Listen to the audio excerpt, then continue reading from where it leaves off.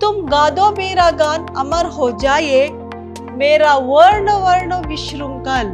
जगत में जो भी मैंने इस गीत को, इस जगत को मैंने पूरा तरह से परख लिया है, देख लिया है।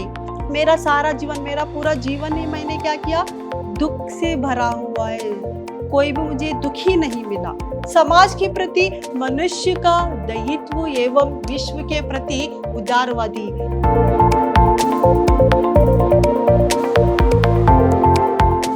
नमस्कार, मैं हूं मेहताज, अत्युत्तम विद्याश्रम की हिंदी प्रवक्ता।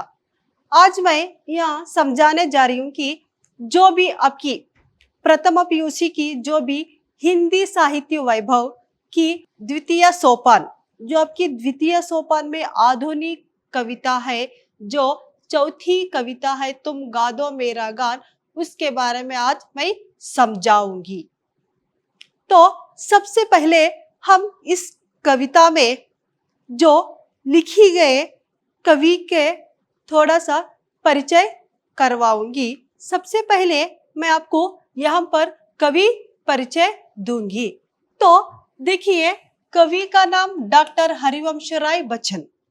हरिवंश राय बच्चन इन्होंने हिंदी साहित्य के प्रमुख गीतकार रहते हैं और इन्होंने प्रयाग विश्वविद्यालय में एमए की पदवी और दूसरा है कैम्ब्रिज विश्वविद्यालय में पीएचडी की जो भी उपाधि प्राप्त करते हैं। यह उपाधि प्राप्त करने के बाद इन्होंने कुछ वर्ष जो क्या है सरकार के एक शिक्षण में इन्होंने काम करते हैं, विशेषज्ञ के रूप से हिंदी भाषा में क्या इन्होंने काम किया करते हैं। तो यही यहाँ पर इन्होंने प्रमुख इनके जो भी क्या है जन्मस्थल है प्रयाग के कटरा मोहल्ले में, जो इन्होंने क्या किया, प्रयाग के कटरा मोहल्ले में इनका क्या होता है, जन्म होता है। दूसरा इनका प्रमुख रचना ये मधुशाला, मधुबाला, मधुकलश, निशा निमंत्रण, प्रणय पत्रिका, हलाहल, बंगाल का अकाल आदि इन्होंने लिखी हुई प्रमुख रचनाएं हैं। और दूसरा है इनकी जो मृत्यु 2003 में इनकी मृत्यु हो जाती है। तो यही यहाँ पर क्या है, डॉक्टर हरिवंश राय बच्चन जी का एक छोटा सा परिचय। जो डॉक्टर हरिवंश राय बच्चन जी जो इस कविता में लिखी गई जो कुछ पंक्तियां हैं, उस पंक्तियों में सबसे पहले क्या संदेश देना चाहते हैं, जो इन्होंने लिखी हुई कविता में क्या संदेश जो पढ़ने वाले पाठकों हैं, जो प्रियतम है उनकी, उन प्रियतम को क्या संदेश देना चाहते हैं कहकर देखिए। यहाँ पर सबसे पहले इन्होंने यह संदेश देना चाहते हैं कि प्रस्तुत कविता में अपूर्ण संगीत है। यहाँ पर क्या है, पूर्ण इन्होंने संगीत लिखा गया है। जो कविता लिखी गई है वह क्या है, वह संगीत प्राणों के तार तार को हिला देता है।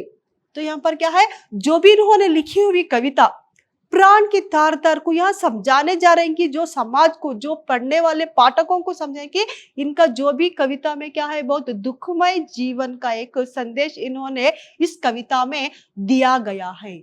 दूसरा देखिए, मधुर स्वप्न और मादक कल्पनाओं के साथ साथ मोहक शब्दावली का प्रयोग इन्होंने क्या किया है, इस कविता में मादक और कल्पना, कल्पना आपकी जो भी की जो सोच है, वो कल्पना है आपकी जो भी, उसके बारे में इन्होंने इस कविता में समझाया है। और दूसरा है निजी विशेषता के बारे में, जो आपके निजी जीवन में क्या विशेषता है, विशेष क्या है, आप जीवन में क्या है, बहुत सारे सुख सब कुछ आते हैं, उस सुख में क्या आपकी जीवन विशेष है कहकर इन्होंने इस कविता में बताया है। दूसरा, समाज के प्रति मनुष्य का दायित्व एवं विश्व के प्रति उदारवादी। तो ज्यादा से ज्यादा इस कविता में बता रहे हैं कि क्या है, मनुष्य के प्रति इन्होंने दायित्व का भाव लिखा गया है। क्या है, उदात्मक भाव, जैसे कि किस तरह मनुष्य इस समाज में किस तरह अपने परेशानियों को झेल रहा है कहकर इन्होंने बता रहे हैं। दूसरा, जो क्या है, विश्व के प्रति उदारवादी, उदारवादी जो विश्व के प्रति किस तरह उदारवादी है मनुष्य को कहकर इन्होंने बता रहे हैं। दूसरा देखिए, दृष्टिकोण और क्या है, जिम्मेदारी के साथ साथ पाठकों के प्रति कृतज्ञता का भाव। जो पाठकों को क्या समझा रहे हैं पर कृतज्ञता, किस तरह हम इस पर कृतज्ञता मतलब सिंपति होती है, तो किस तरह इस हमें समाज में कृतज्ञता से रहना चाहिए, इसके बारे में इन्होंने बता रहे हैं। दूसरा, कविता के केंद्रीय विषय है, केंद्रीय, इन्होंने जो कविता में लिखे केंद्रित्व विषय के बारे में लिखा गया है। दूसरा, आपकी कविताओं पर उमर खयाम की रुबाइयों का प्रभाव दिखाया दिया है। तो यहाँ पर क्या बता रहे, आपकी कविता में पर उमर खयाम की जो रुबाइयां, जो रुसवाइयां आपके ऊपर दुख किस तरह है, उस दुख पर अब किस तरह रहना चाहिए कहकर इन्होंने अब इस तरह अपनी कविता में क्या किया है, कविता में इन्होंने समझा रहे हैं। वो कविता है तुम गा दो मेरा गान। तो आइए आज इस पद्य में इन्होंने क्या संदेश देना चाहते हैं कहकर समझाऊंगी। तो देखिए, तुम गा दो मेरा गान अमर हो जाए, मेरा वर्ण वर्ण विशृंखल। विशृंखल, विशृंखल का मतलब क्या है, तो मुक्त कर देना, तो यहाँ पर अलग कर देना, निकाल देना। इन्होंने यहाँ पर क्या किया, इन्होंने अपना वर्ण जो बता रहे हैं कि तुम गा दो मेरा गान, ए पाठक, जो भी पढ़ने वाले पाठक, तुम एक बार मेरा गान गा लो, संगीत की तरह मेरा गान गा लो। एकदम क्या हो जाए, कंठ स्वर से अपना गान को, जो मैं लिखा हुआ जो इस कविता में जो गान को आप एक बार क्या अपने कंठ स्वर से गा लो और अमर हो जाओगे। अपने अमर, अमर का मतलब क्या होता है, मुक्त होना। अमर का मतलब मुक्त हो जाओगे, अपने जीवन से क्या हो जाओगे, मुक्त हो जाओगे जब आप मेरा गीत सुन लोगे तो।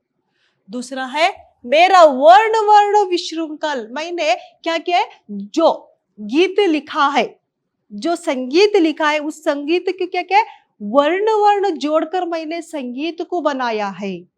विशृंखल, तो विशृंखल क्या है, कठिनाई को निकालकर उस वर्णों को मुक्त करके मैंने उस वर्णों को सरलता से मैंने बताया है। उस जो सरलता से लिखी हुई संगीत को आप एक बार पढ़ लो, तब तुम क्या हो जाओगे, अमर हो जाओगे कहकर यहाँ पर कवि बता रहे हैं। दूसरा देखिए, चरण चरण भरमाए, गूंज गूंज कर मिटने वाले मैंने गीत बनाए। तो कवि यहाँ पर क्या बता रहे, चरण चरण भरमाए, गूंज गूंज कर मिटने वाले मैंने गीत बनाए। तो यहाँ पर क्या बता रहे, चरण चरण भ्रमण, जो कि हर एक चरण पे, अब हर एक शब्द पे मैंने क्या किया है, पूरा इस संगीत को बनाया है।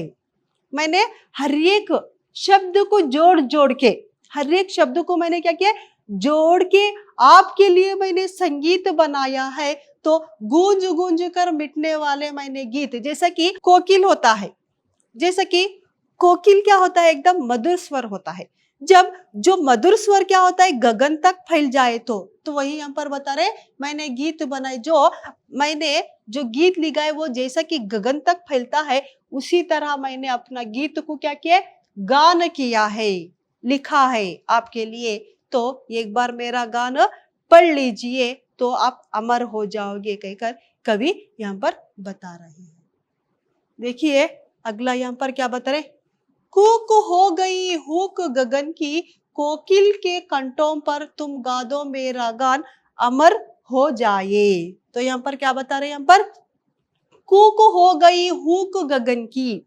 तो कूक का मतलब क्या बोल रहे हैं यहाँ पर, कूक जो भी मधुर स्वर है आपका, जो मधुर संगीत का आपका मधुर कंठ है, क्या हो जाएगी, पूरा कोकिल की तरह, तो कोमलता की तरह, कोकिल की तरह जा क्या होती है, ऊपर आसमान तलक जाएगी। तो यहाँ पर क्या पर, यहाँ पर कंठ पर गगन, गगन का मतलब कहता है आसमान। जो भी आपका कंठ स्वर है, जो भी मैंने गीत लिखा है, वो गीत क्या हो रही है, आप अपने कंठ स्वर से पढ़ लोगे तो क्या होती, कोकिल की तरह आसमान तक पूरी गूंजती रहेगी अपना जो गान। तो आप क्या कीजिए, तुम गा दो मेरा गान अमर हो जाए। दोबारा क्या बता रहे, तुम एक बार मेरा गान पढ़ लो, आप अपने जीवन से मुक्त हो जाओगे और अपना संगीत मैंने लिखा है वो मेरा संगीत क्या हो जाएगा, एक तरह से अमर हो जाएगा, अपना जीवन भी क्या हो जाएगा, सार्थक हो जाएगा। जो मैंने इस कविता में लिखी हुई आपको लिए गीत, वो गीत क्या हो जाएगी, मुझे अमर हो जाएगी। आपकी गीत पढ़ने से क्या होते हैं, आप अमर हो जाओगे। मुझे भी क्या होता है, जो गीत लिखने से मुझे सुख प्राप्त मिलता है, मैंने इस गीत को आपके लिए लिखा है।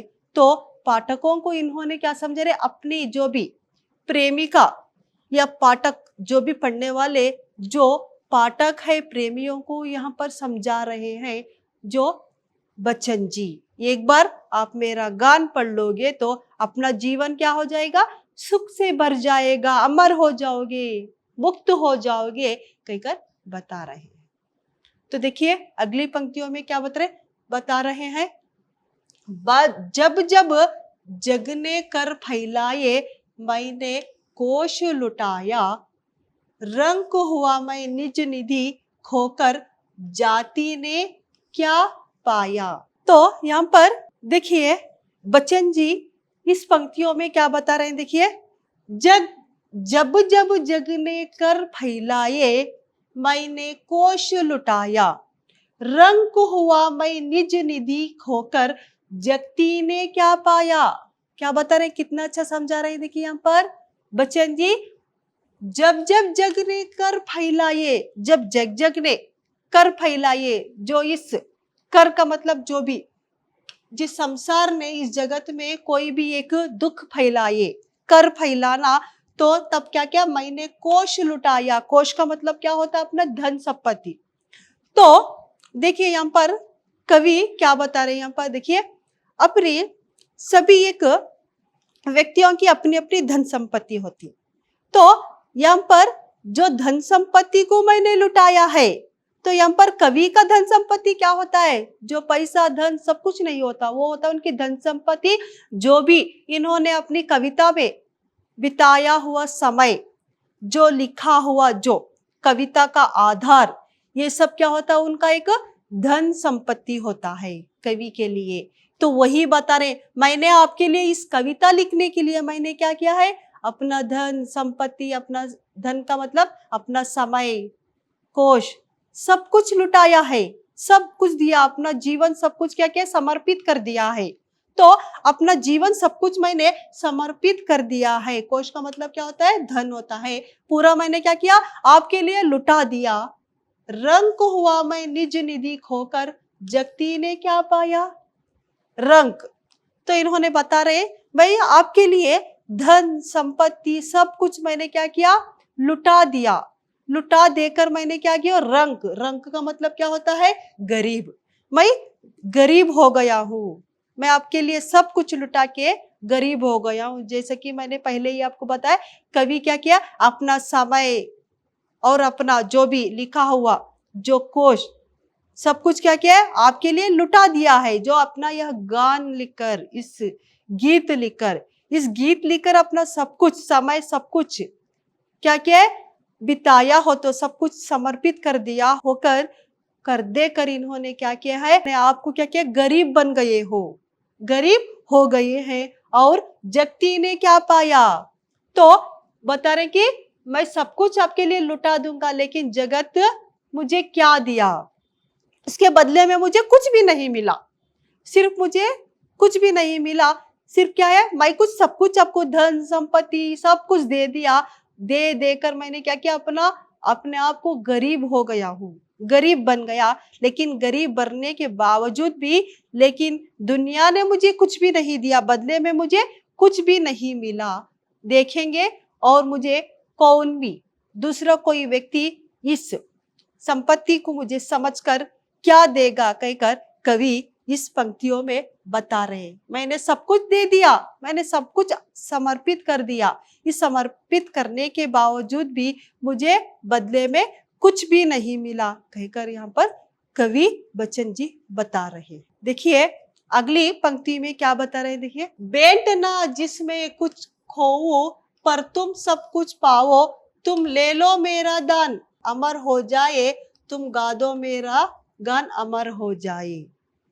तो यहाँ पर कवि बच्चन जी बता रहे हैं कि भेंट ना जिसमें कुछ खोऊं, तो मैंने कुछ क्या किया, भेंट का मतलब होता है मैंने सब कुछ दे दिया, देखूंगा भी, सब कुछ मैंने दे दिया, लेकिन जिसमें कुछ खोऊं तो मैंने सब कुछ खो दिया, खो जाने के बाद भी पर तुम सब कुछ पाओ, लेकिन पूरा सब कुछ आपने पा लिया, लेकिन कोई भी मुझे उससे फायदा नहीं हुआ, कोई भी लेकिन मेरी तरफ देखा ही नहीं, मेरा गीत गाया ही नहीं।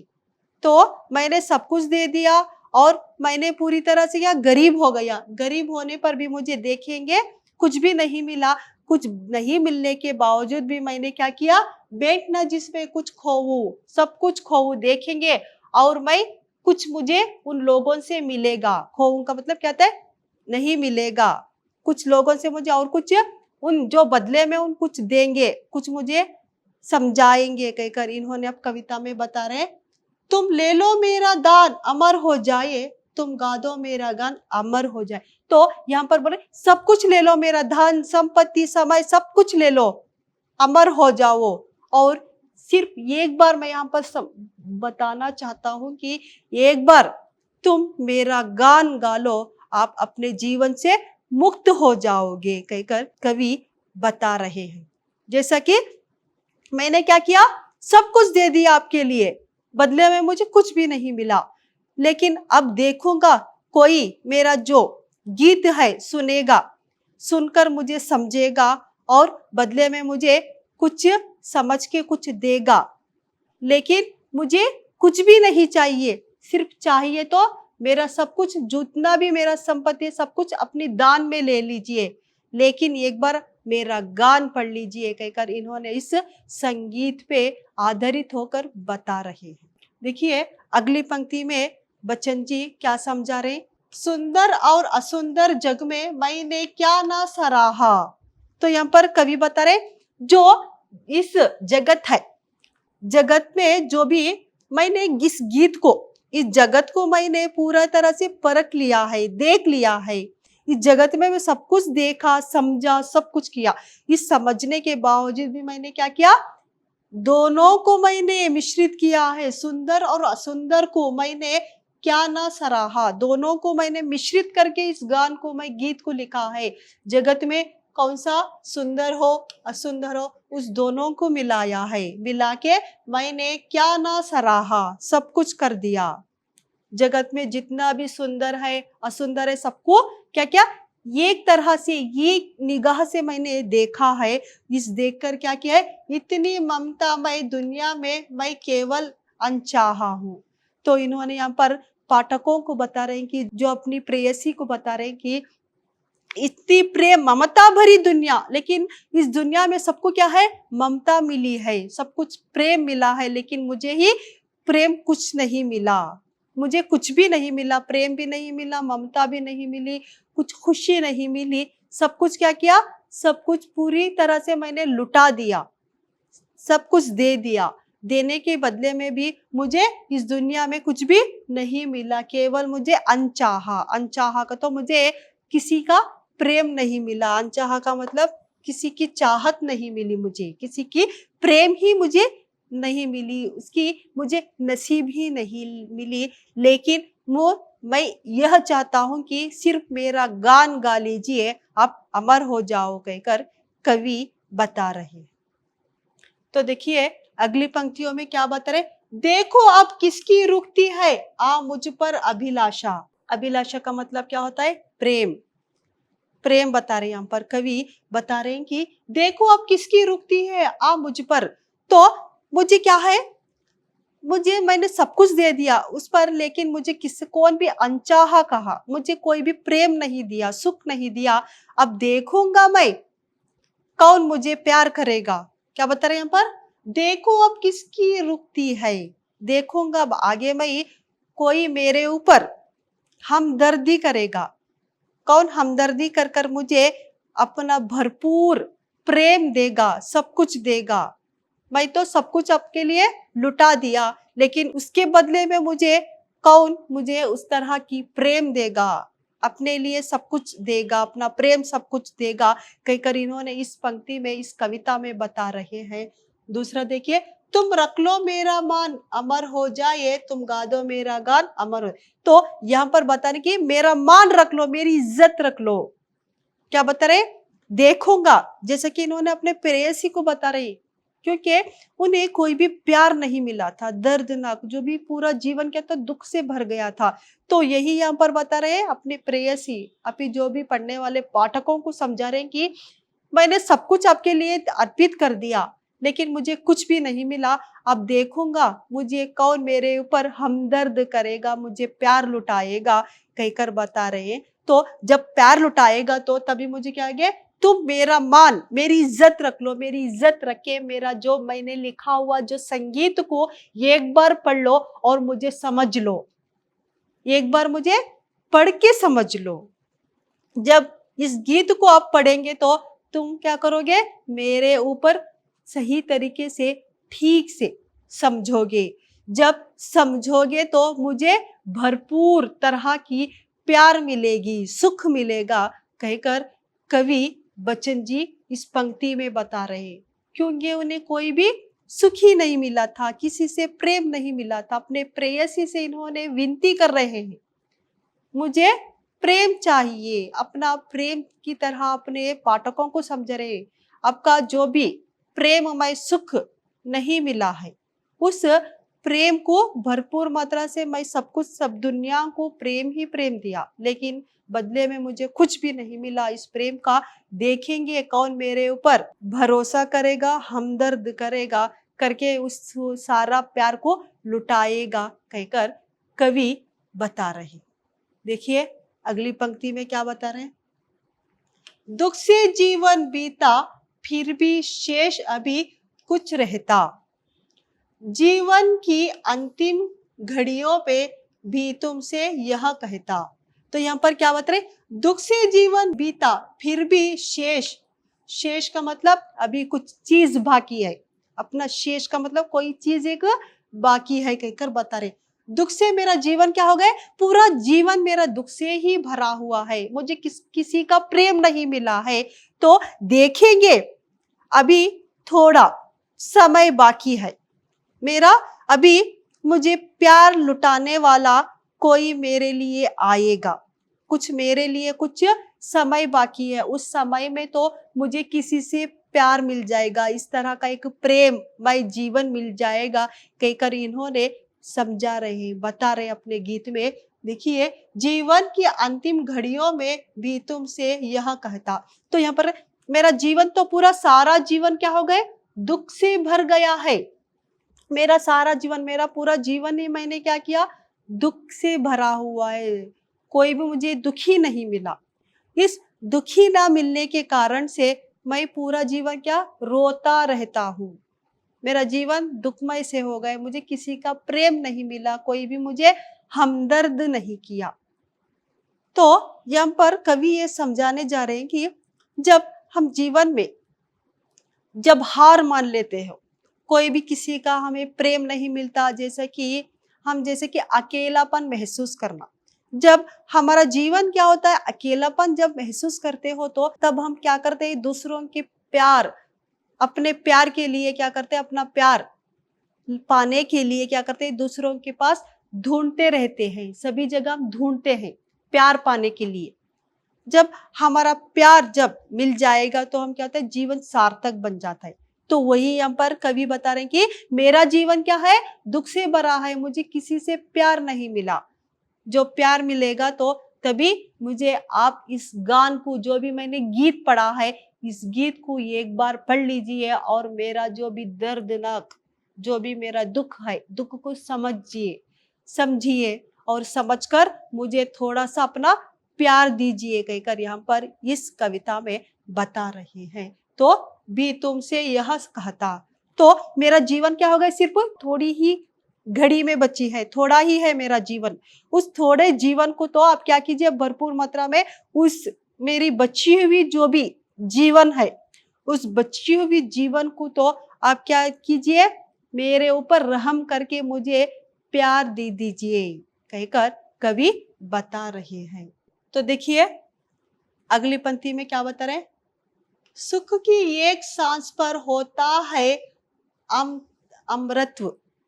क्या बता रहे हैं, सुख की एक सांस पर होता है अमृतत्व निछावर, तुम छू दो मेरा प्राण अमर हो जाए, तुम गा दो मेरा गान अमर हो जाए। यहाँ पर कवि बच्चन जी क्या कर रहे हैं, देखिए, तो सुखी की एक सांस पर होता है अमृतत्व निछावर। तो सिर्फ बोलते हैं पूरा जीवन दुख से भरता है। जब आपका जीवन पूरी तरह से दुख से रहते हैं, आप कोई भी उम्मीद नहीं रहती, जैसे कि आपको अपना जीवन में अपने आप पर, अपनी आत्मा पर उम्मीद नहीं रहती, आप उम्मीद ना रहने के कारण से आप कभी कभी क्या होता है, हमें आत्महत्या करने का भी एक संभावना होता है, आत्महत्या करने के लिए आगे बढ़ते हैं। यही यहाँ पर कवि कह रहे, तो मुझे क्या हो गए, पूरा क्या हो गए, सुख की एक सांस पर होता है अमरत्व निछावर। तो यही बताए, जब हमें पूरा जीवन सुख मिल जाता है, बहुत दुखी है, तब कोई हमें आकर इतना सा थोड़ा सा हमें सुख दे दिया, कुछ दिनों के लिए हमें सुख प्राप्त कर दे, तो हमारा जीवन क्या होता है, निछावर बन जाता है, खूबसूरत बन जाता है। और आगे से हमें कहते हैं दोबारा हम क्या करते हैं, अपने जीवन में सुख बन जाते हैं, सुखमय बन जाते हैं, संतुष्ट हो जाते हैं। वही बात है, जब पूरा जीवन आपका जीवन क्या होता है, दुख से भरा होता है, दुख से भरने के बावजूद जब आपको सुखी मिलती है, सिर्फ 1 मिनट के लिए आपको उस सुखी मिलती है, उस खुशी मिलती है, उस खुशी में क्या होती है, उस जो खुशी में आपका जीवन क्या होता है, एक तरह से खुश हो जाता है, पूरी तरह से क्या होता है, निछावर बन जाता है, संतुष्ट हो जाता है, कहकर इन 2 पंक्तियों में कवि बच्चन जी कह रहे हैं। देखिए, तुम छू दो मेरा प्राण अमर हो जाए, तुम गा दो मेरा गान अमर हो जाए। तो यहाँ पर कहते हैं मेरा प्राण छू लो, इसका मतलब क्या, प्राण छूने का मतलब मेरे आत्मा को समझो आप, मेरे प्राण, जो भी मेरे आत्मा में जो भी दुख है, दर्दनाक दुख भरी हुई है, उस दुख को एक बार छू लो, मेरी आत्मा को एक बार समझ लो, आप छू लो एक बार। जब आप मेरी आत्मा को समझोगे तो तभी आपको पता चलेगा कि मेरा जीवन किस तरह दुख से भरा हुआ है। तो जब मेरा जीवन दुख से भर गया हो तो सिर्फ क्या है, थोड़े घंटे के लिए मुझे कोई प्यार देगा, तो कोई मुझे सुख दिया तो मैं क्या हो जाऊंगा, मेरा जीवन निछावर बन जाएगा, खुश हो जाएगा, मेरा जीवन सार्थक हो जाएगा, संतुष्ट बन जाऊंगा, कहकर कवि बता रहे यही, एक बार क्या करो आप, तुम मेरा गान गा लो, अमर हो जाओगे।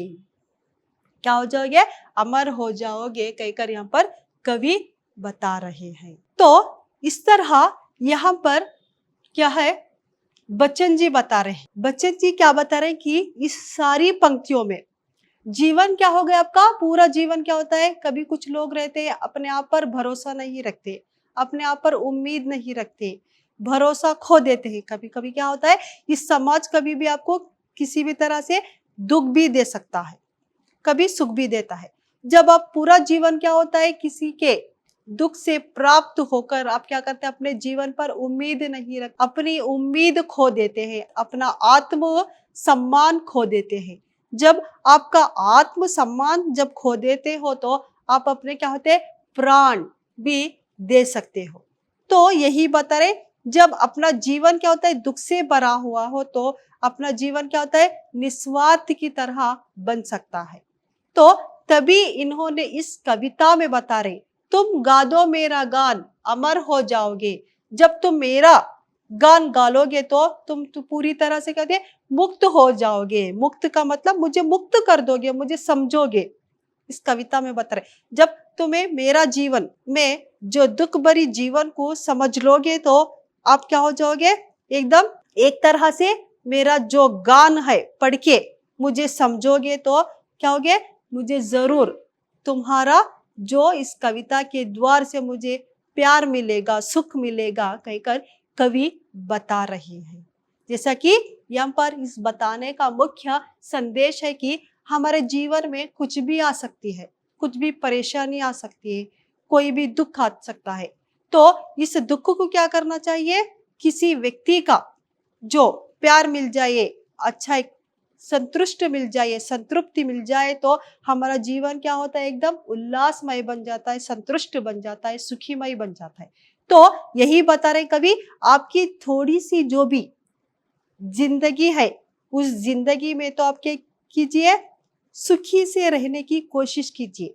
जब आप सुखी बन जाओगे, खुशी से मिल जाओगे, खुशहाल हो जाओगे, संतुष्ट हो जाओगे, तो अपना जीवन क्या हो जाएगा? एक तरह से क्या हो जाए?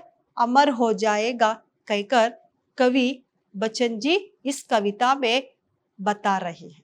धन्यवाद।